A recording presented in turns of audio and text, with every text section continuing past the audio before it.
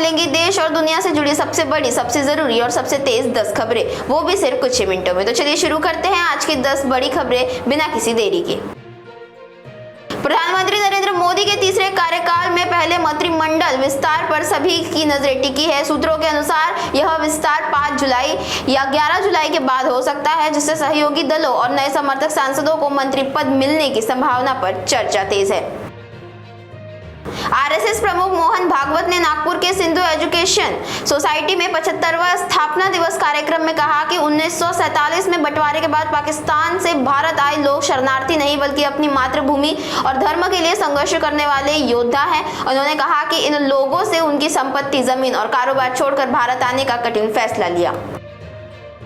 पश्चिम बंगाल में महात्मा गांधी की प्रतिमा के चेहरे पर काला कपड़ा बांधे जाने का मामला सामने आया है और इससे बड़ा विवाद खड़ा हो गया है। घटना के बाद कांग्रेस ने इसे गांधी जी के आदर्शों पर हमला बताते हुए प्रशासन से सख्त कार्रवाई की मांग की है। महाराष्ट्र की राजनीति में कांग्रेस और एनसीपी शरद पवार गुट के संभावित विलय को लेकर चर्चाएं तेज हो गई है। फिलहाल दोनों दलों के बीच बातचीत जारी है और एनसीपी एसपी नेतृत्व पार्टी के भीतर सहमति बनाने की कोशिश कर रहा है, जिसके बाद अंतिम फैसला लिया जा सकता है। गोरखपुर में पिता की डांट से नाराज 9वीं कक्षा का छात्र स्कूल ड्रेस में साइकिल से वाराणसी पहुंच गया और काशी विश्वनाथ के दर्शन कर अगले दिन घर लौट आया। पहले उसने खुद को किडनैप होने की झूठी कहानी सुनाई, लेकिन पुलिस पूछताछ में घर से नाराज होकर भागने की बात कबूल की।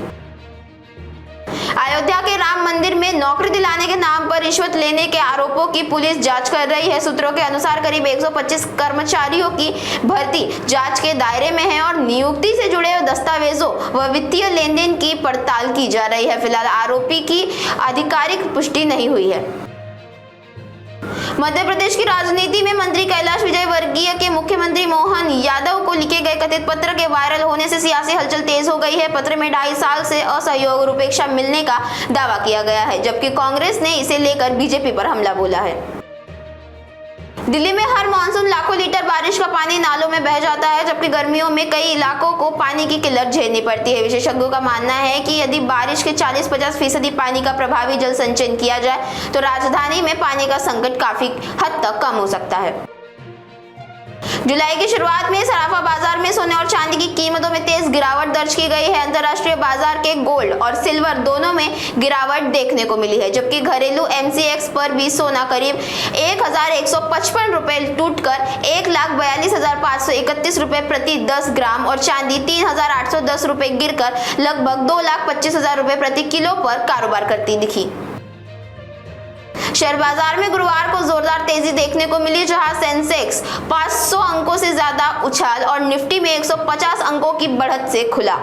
इसी तेजी से आईटी सेक्टर का बड़ा योगदान रहा, खासकर इंफोसिस और TCS जैसे दिग्गज शेयरों में मजबूत खरीदारी देखने को मिली। तो आज की टॉप 10 बड़ी खबरों में फिलहाल इतना ही। देश और दुनिया की हर जरूरी और भरोसेमंद खबर सबसे पहले जानने के लिए जुड़े रहिए नागपुर समय न्यूज के साथ।